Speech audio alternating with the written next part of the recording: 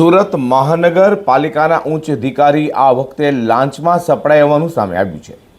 ગેરકાયદે બાંધકામ કરનારા બિલ્ડરને કાર્યપાલક ઇજનેરના નામે દમ મારી 15 લાખ રૂપિયાની લાંચની માંગણી કરી લિંબાયત ઝોનના કાર્યપાલક ઇજનેર વતી લાંચ સ્વીકારવાના અધિકારીના વચેટિયા એવા પરવાનાને છટકાની ગંધ આવી જતા તે લાંચની રકમ લઈ ત્યાંથી ભાગી છૂટ્યો હતો। સુરત મહાનગરપાલિકામાં નીચેથી લઈને ઉપર સુધી ભ્રષ્ટાચાર ઘૂસી ગયો હોવાના કિસ્સાઓ અનેકવાર પ્રકાશમાં આવી ચૂક્યા છે।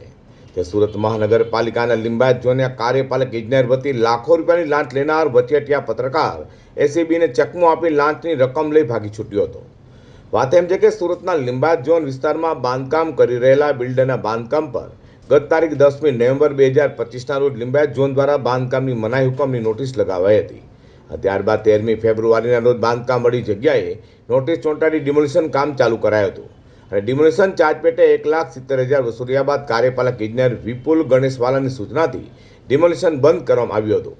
અને ત્યારબાદ વિપુલ ગણેશવાલાનો ખાસ માણસ કહેવાતો ઇસ્માઇલ ઉર્ફે પરવાના જમીલ ખાન પઠાણ બિલ્ડરને મળ્યો હતો અને વિપુલ ગણેશવાલાને બાંધકામ કરવા દેવા માટે 21 લાખ રૂપિયા લાંચ આપવી પડશે તેમ કહ્યું હતું।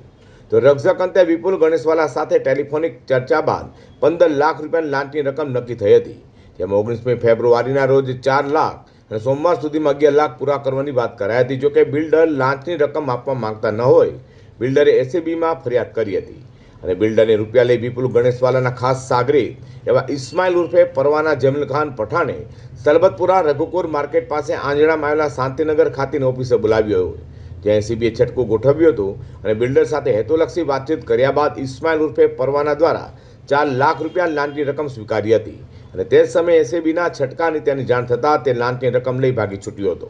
તો કાર્યપાલક ઇજનેર વિપુલ ગણેશવાલા મળ્યા ના હોય પરંતુ રાજ્ય સેવક તરીકેના પોતાના હોદ્દાનો દુરુપયોગ કરીને ગુનો આચર્યો અને एसीबी गुनो नोंदियो है। एसीबी में कल एक कंप्लेन मिला था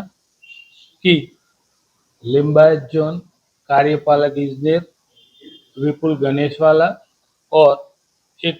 उनका एक मीडिएटर यानी प्रजाजन जो मोहम्मद इस्माइल उर्फ परवाना जो निष्पक्ष गुजरात पत्रिका करके एक अखबार चला रहा है, दैनिक अखबार, उन दोनों ने कंप्लेनर से उसका जो इंडस्ट्रियल कंस्ट्रक्शन था उसका फ्लोर 6 और फ्लोर 7 का इलीगल कंस्ट्रक्शन उसको डिमोलिशन करने के अवैध के तौर पे वो नहीं करने के अवैध के तौर पे पहले 21 लाख रुपये की मांग किया था, फिर रकजक के बाद 15 लाख में डन हुआ था। उनमें से कल 4 लाख रुपया वो कंप्लेनर को देना था, तो वो कंप्लेनर जो मीडिएटर है परवाना उसका जो ऑफिस है आंजना फार्म रोड पे वहाँ गया था और वहाँ कंप्लेनर से उसने परवाना नाम का जो मीडिएटर है उसने एक्सेप्ट किया और उसको किसी वजह से डाउट हुआ तो वो वहाँ से निकल गया है। ये दोनों के खिलाफ क्राइम रजिस्टर हुआ है और आगे की जांच जारी है।